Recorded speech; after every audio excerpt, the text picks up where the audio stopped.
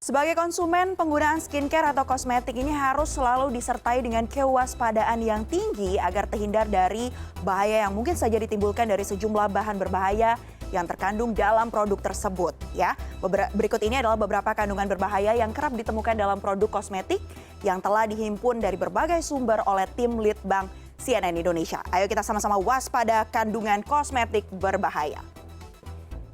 Ya, yang pertama ini sering sekali kita temui ada hidroquinone.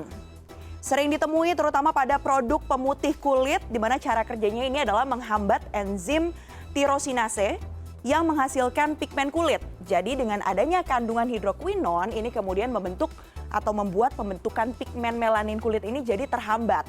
Hasilnya apa? Hasilnya ini dia. Glowing atau putih seketika, efeknya mencerahkan atau memutihkan kulit secara instan. Jadi kata kuncinya di sini dia instan. Putihnya instan ya. Biasanya digunakan untuk apa saja, mulai dari memudarkan bekas jerawat, nih bekas-bekas jerawat jadi pudar, kemudian juga bekas luka, menghilangkan flek-flek hitam karena paparan sinar matahari, dan efeknya ini bisa terlihat dalam jangka waktu yang singkat. Yang tadi saya katakan instan, makanya kemudian ini kerap digunakan bagi para pengguna yang tertarik dengan hasil-hasil yang instan. Tapi harus diwaspadai, karena kalau digunakan dalam waktu yang lama, akumulasi dari hidroquinone ini bisa menimbulkan sejumlah efek samping. Mulai dari ini dia, iritasi kulit. Lihat nih, kulitnya sampai jerawatan merah-merah begini ya. Terus juga bisa membuat kulit ini jadi terasa terbakar. Kemudian bisa menghilangkan pigmen melanin pada kulit atau yang dikenal dengan vitiligo. Ya, dan bisa juga menyebabkan kerusakan DNA. Itu tadi harus waspada terus dengan adanya kandungan hidroquinone bagi kosmetik yang kerap Anda gunakan. Kandungan lain yang juga harus kita waspadai adalah adanya merkuri dalam produk-produk yang digunakan. Merkuri ini adalah logam berat yang sangat berbahaya. Biasanya ada di mana? Ada di eyeshadow. Shadow nih ya, ada gambarnya ditimbal juga nih. Ada eyeshadow, blush on, bedak. Nah, biasanya digunakan sebagai pengawet. Tuh, biar kosmetiknya lebih awet lagi ya. Selain itu juga sering ditemukan di krim pemutih kulit yang biasanya memudarkan flek-flek hitam juga. Jadi ini dia, gunanya adalah untuk memudarkan flek-flek hitam. Makanya membuat para pengguna kemudian tertarik. Penggunaan merkuri ini dilarang karena bisa menimbulkan bahaya bila terkena kulit dan bisa kemudian meresap ke pembuluh darah ya. Penggunaan dalam jangka pendek bisa menyebabkan berbagai hal mulai dari iritasi, kemudian juga ada alergi, dan jangka panjangnya ini dia yang bahaya. Jangan sampai kita mengalami kerusakan organ dan juga bisa merusak berbagai organ seperti ginjal, paru, sistem pencernaan.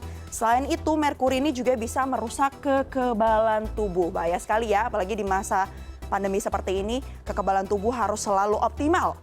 Selain itu, kalau bagi Anda yang sedang mengandung, harus diingat bahwa merkuri ini juga bisa mengganggu perkembangan janin Anda. Merkuri merupakan zat karsinogenik. Artinya apa? Ini merupakan zat yang menyebabkan kanker. Jadi waspada terus kalau misalnya di produk-produk Anda mungkin tidak tertulis merkuri, harus diingat nih, ada beberapa tulisan-tulisan yang juga atau kandungan yang biasa ditulis, mulai dari kalomel, klorida mercorus, kemudian merkuri amonasi, raksa, dan cinabaris. Nah, ini biasanya adalah nama-nama lain dari merkuri. Bisa dicatat ya, harus diperhatikan baik-baik. Dan yang selanjutnya atau produk lain yang kerap kita temui adalah timbal atau PB. Timbal ini adalah salah satu bahan yang juga dilarang dalam kosmetik yang merupakan logam beracun yang bisa memicu kanker dan menyebabkan gangguan sistem saraf. Ini dia bisa buat kanker, gangguan sistem saraf. Dan biasanya ditemukan di mana? Ada di lipstick, ada di eyeshadow, ada di eyeliner, bedak tabur, kadang di lotion sampai dan shampoo juga ini suka kita temui. Nah, sesuai peraturan Kepala Badan Pengawas Obat dan Makanan nomor 17 tahun 2014, harus diperhatikan bahwa kandungan timbal di kosmetik ini dibatasi kadarnya. Maksimal hanya 20 parts per million saja. Jadi, kalau lebih dari situ bisa menyebabkan kerusakan permanen pada otak, sistem syaraf hingga gangguan fungsi ginjal. Apa pelajaran yang bisa kita dapatkan dari harus selalu waspada akan kandungan kosmetik berbahaya? Ini dia, harus membudayakan selalu membaca label dari setiap produk kosmetik yang Anda gunakan. Sebaiknya Anda juga jangan membeli atau menggunakan produk yang begitu dilihat tuh tidak ada labelnya. Karena apa? Karena berpotensi sebagai produk ilegal.